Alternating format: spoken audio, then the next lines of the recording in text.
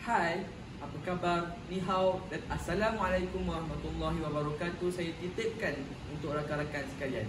Saya Muhammad Amsyar bin Nur Muhammad Ghazali dari Sekolah Menengah Agama Persekutuan Kajang memegang mandat sebagai penghulu tingkatan 3. Pada hari ini, saya akan membincangkan satu topik yang dekat dengan diri kita, iaitu pemimpin. Kita bincangkan tentang pemimpin. Ramai orang yang ingin jadi pemimpin. Namun, apakah kriteria-kriteria yang melayakkan seseorang itu digelar sebagai pemimpin yang berkualiti? Itulah yang kita akan bincangkan pada hari ini.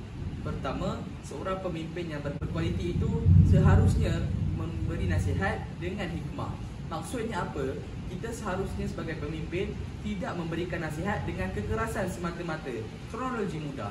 Apabila anda dinasihati dengan kemarahan, sudah pasti anda tidak akan mendengar nasihat tersebut, bahkan memberontak. Jadi kita perlulah merujuk kepada surah Taha ayat 44 yang berbunyi, A'udzubillahi minasyaitonirrajim.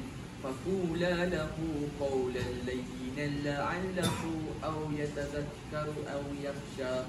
Maksudnya, hendaklah kamu berkata-kata dengan kata-kata yang lemah lembut. Semoga mereka mendengar dan diam dan takut. Apabila kita menegur dengan nasihat, dengan hikmah, sudah pasti orang yang mendengar akan menurut apa yang telah dinasihati.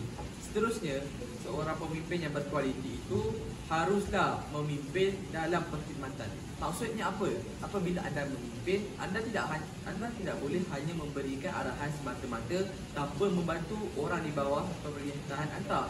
Seharusnya apabila anda memberikan perintah, anda membantu orang yang diperintah itu agar kecakapan kerja mereka lebih laju.